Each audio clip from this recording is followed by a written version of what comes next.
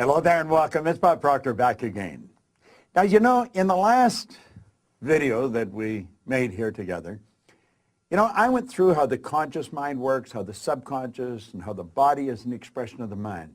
And as you go through that, if you go through it a few times, you're going to see, yeah, that's exactly what happens. Now, I want you to think of this for a moment.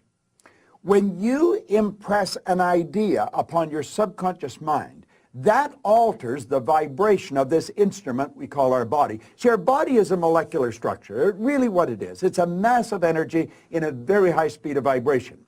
Now, we invented a word to describe our conscious awareness of vibration, and that word is feeling.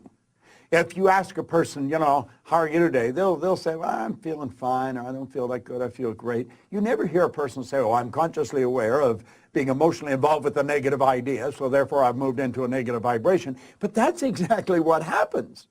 So, you see, as we start to understand this, and we become aware that we're not feeling too good, we can change it. Now, it takes a little training, but you can do it. We are really in charge of how we feel. Now, we let other people upset us, but we don't have to let other people upset us. We don't need to react to them. We can respond. We can listen to what they're saying, and they say, well, you're entitled to your opinion, but that's just not what I'm like. And we can hold our own idea of ourselves. You see, it's important that we grasp how the mind works and that we understand the relationship of the body to the mind and the mind to the body.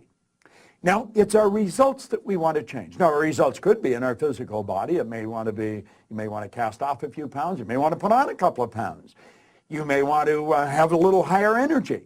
See, all the energy there ever was or ever will be is 100% evenly present in all places at the same time. Everything's energy. You know, you'll hear people say, where does he get all the energy? Where does she get all the... Nobody gets energy. Everybody releases energy. Desire is the triggering mechanism that lets the energy flow. Now, let's go back and have a quick review. Here you've got the little stick person here. There you've got the conscious mind, and remember, you have the sensory factors hooked up to the conscious mind.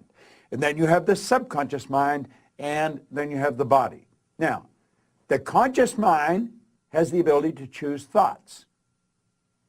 Those thoughts turn into pictures. We turn the pictures over to the subconscious mind, and then the subconscious mind expresses the action. All right?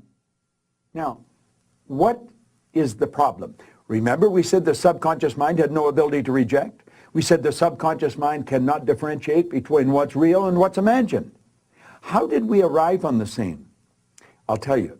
When you arrived on the scene, you did not have any conscious faculties developed. The sensory factors weren't even developed. This is how you arrived. That's called the little life. That's the baby.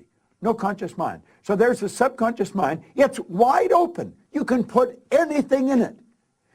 You see, your subconscious mind is programmed genetically. That's why we look like our relatives. It's built right into the genes at birth. But then we're programmed environmentally. Carl Menninger from the Menninger Foundation in Topeka one time said, environment is more important than heredity. Why do you think you speak the language you speak? You speak that language because you were surrounded by people that speak that language in your little life.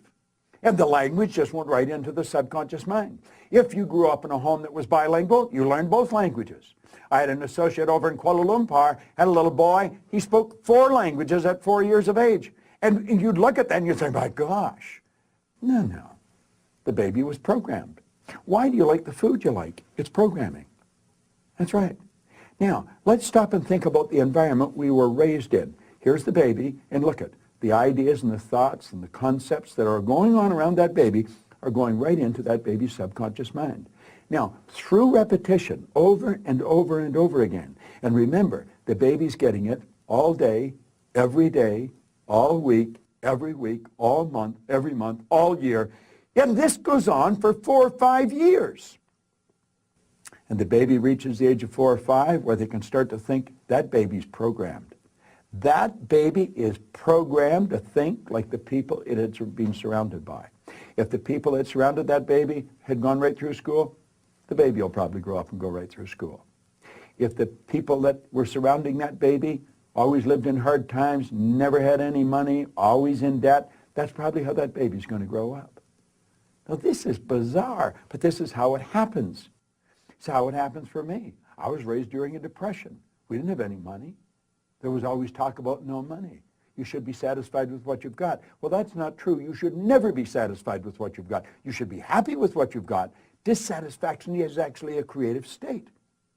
So here we have now a baby that has been programmed. Now, let's take and think for a moment. What happens when that baby starts to think for itself? Now think of this. The paradigm controls the vibration controls the action which produces the result. Now here we go. Here you got the baby with the paradigm, and the conscious faculties have developed. They have the ability to think. There's a power flowing into them. What are they going to think? They're going to think thoughts that are in harmony with that paradigm. That's right. We've been raised to believe you go to work to earn money. Do you know that working is the very worst way to earn money? That's right. You should go to work for satisfaction, not for money. You provide service for money. You can earn money while you're sleeping. In fact, we have programs where we teach people to actually earn more money while they're sleeping than they'll ever need to use while they're awake. You say, well, that's a pipe dream. No, no. That's a paradigm that causes you to think that's a pipe dream. There's people doing that that are nowhere near as bright as you. But here we are now. We've got the person. They've been programmed in their little life genetically and environmentally. That paradigm is nothing but a multitude of habits. A habit is an idea that's been programmed into the subconscious mind over and over and over again. Now, the paradigm is literally controlling the behavior. Consciously, you can think of one thing, but subconsciously, the other idea will be controlling you. See, we can sit down and we can read these self-help books. We can listen to the recordings. We say, yeah, well, I can do that. That makes sense. That's logical. But then we can't do it. Why? Now think of this for a moment. I want you to imagine that you're going to accept an idea right now to turn your annual income to a monthly income. You say, well, I'd like that, but will you do it? Probably not. Your paradigm will stop you. See, your paradigm literally controls the results. Now, let's think of how the paradigm was formed. The paradigm was formed through repetition. The ideas being planted in your subconscious mind. Now, understand your paradigm dictates your logic. Your paradigm controls how you utilize your time. Your paradigm controls your perception of situations. Your paradigm controls your effectiveness. Your paradigm controls the amount of money you earn. If you want to change your life, you must change your paradigm. You see, to most people, it's illogical that they could take and turn their annual income to a monthly income. But if you follow our teachings, we'll show you exactly how to do that. We'll show you how to accomplish anything you want to accomplish, because what we're focused on is showing you how to change the paradigm. When the paradigms change, your life changes. It's a beautiful concept. It's an absolutely phenomenal concept. Now you know why you're getting the results you're getting. It has nothing to do with your intellect. Your intellect, you can figure out how to do things. That doesn't mean you're going to do them. You'll hear people say, I believe that, but their behavior would indicate they've never even heard of it. Why? We believe something on a conscious level. On a subconscious level, the paradigm believes something else. There's a word called praxis. Praxis is the integration of belief with behavior. We've got to take the beliefs that we have consciously, that we determine by thinking, and plant them in the place of the old belief. See, I used to believe that I couldn't do anything better than I was doing. I felt fortunate that I was on the fire department. The idea of building a company that operated all around the world, furthest thing from my mind. But you know something? As I changed my paradigm, my whole world changed. That's what we do. That's what it's all about. You've got to change your paradigm if you want to change your life. Now, you can study all you want. If you don't gain an understanding how to alter that program, and that's what the paradigm is, it's a program. It's a multitude of concepts that are fixed in your subconscious mind that literally control your behavior. It's a beautiful concept to understand. It's a terrible one if you don't understand it, because it literally controls your life. Why do you think most people go right through their life and keep getting the same results year after year after year? Well, it's just the way it is, and they don't know. We should be taught this in school, but we're not. How is the paradigm formed? Through the repetition of information. How's the paradigm changed? Repetition of information. Now let's suppose you're having a difficult time with money. You find that you got more going out than coming in. You've got to change your concept about money. How do you do that? Through the repetition of an idea. That's where affirmations comes in. I'll give you one that I've been using for years. I am so happy and grateful now that money comes to me in increasing quantities through multiple sources on a continuous basis. I am so happy and grateful now that money comes to me in increasing quantities through multiple sources on a continuous basis. You don't just say that once or twice. You've got to repeat that maybe 1,000 times a day, every day for maybe 90 days. And you'll start to change your whole concept about money. Wealthy people all have multiple sources of income. Now I'm going to tell you what repetition of Earl Nightingale's information and the book that changed the paradigm. I didn't know what I was doing. I didn't understand what I was doing, but I did it. At the end of a 3-day program, and he said, Bob, I really want to thank you for what you've just given to me. He said, for the first time in my life, I've understood how I accomplished what I did. I said, what did you do? He said, I won the gold medal in the decathlon in the Olympics in Melbourne, Australia in 1957. That's right. Milt Campbell.